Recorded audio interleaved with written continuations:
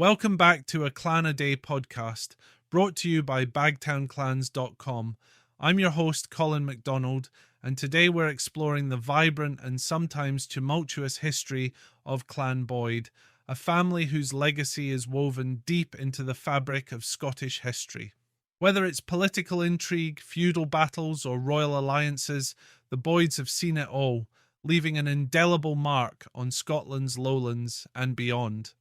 Let's start with the origin of the Boyd name. There's some debate around this, but two main theories prevail. One is that Boyd comes from the Gaelic word Buidhe, meaning fair or yellow, perhaps referring to a fair-haired ancestor. Another theory ties the name to the Isle of Bute, known in Gaelic as Boyd, suggesting the family's early connection to this island off the Firth of Clyde. Whether linked to hair colour or geography, the Boyd name first appears in Scottish records in the 12th century.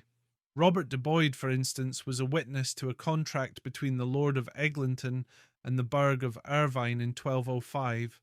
As with many great Scottish clans, the Boyds rose to prominence during the Wars of Scottish Independence in the late 13th and early 14th centuries. Sir Robert Boyd, likely a descendant of that early Robert de Boyd, was a fierce supporter of Robert the Bruce. At the Battle of Bannockburn in 1314, Sir Robert played a pivotal role in the Scottish victory, securing lands forfeited by the Balliol family, including the strategically important estates around Kilmarnock. The Boyds' fortunes soared even higher in the 15th century thanks to their close ties to the Scottish royal family. In 1454, Thomas Boyd of Kilmarnock was elevated to the title of Lord Boyd. His ascent reached its peak in 1467 when his son married Princess Mary, the sister of King James III, earning him the title of Earl of Arran.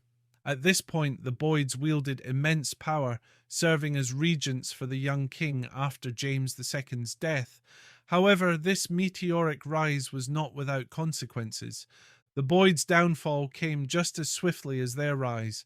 In 1469, Thomas Boyd's political enemies, jealous of the family's influence, turned King James III against them. Lord Boyd and his brother Alexander were summoned to face charges in Parliament. Knowing their fate, Lord Boyd fled to England, but Alexander wasn't so lucky and was executed. Thomas Boyd, the Earl of Arran, who had been on a diplomatic mission abroad, chose exile upon hearing the news, dying in the Low Countries. Despite this setback, the Boyd family's legacy was far from over. By the 16th century, the Boyds had regained royal favour. Robert Boyd, a descendant of the original Lord Boyd, was restored to his family's lands and titles. He fought valiantly for Mary, Queen of Scots, at the Battle of Langside in 1568. His loyalty to Mary during her captivity in England solidified the Boyds as key players in the tumultuous politics of the time. Fast forward to the 17th century, and the Boyds found themselves in the thick of the civil wars. The clan backed the royalist cause, which proved to be a wise decision after the restoration of the monarchy in 1660. William Boyd, the 10th Lord Boyd, was created Earl of Kilmarnock by King Charles II in 1661. However, the Boyd's story wouldn't be complete without another dramatic twist. The Jacobite Rebellion of 1745 was the defining moment for many Scottish clans, and for the Boyds, it brought both glory and tragedy. William Boyd, the 4th Earl of Kilmarnock, supported Bonnie Prince Charlie's bid to reclaim the throne for the Stuart line. As commander of the Jacobite cavalry, he fought at the ill-fated Battle of Culloden in 1746. Captured by government forces, the 4th Earl was taken to London, where he was beheaded on Tower Hill. This marked the end of the Kilmarnock title, which was forfeited due to his participation in the rebellion. However, as with many great Scottish clans, the story of the Boyds did not end there. The family name and its legacy persisted through the Earl's second son, who had fought on the opposite side during the rebellion. In 1751, he inherited the title of Earl of Errol through his mother and assumed the name Hay. Despite the loss of the Kilmarnock title, this connection to the Errol family allowed the Boyd name to continue in Scottish nobility.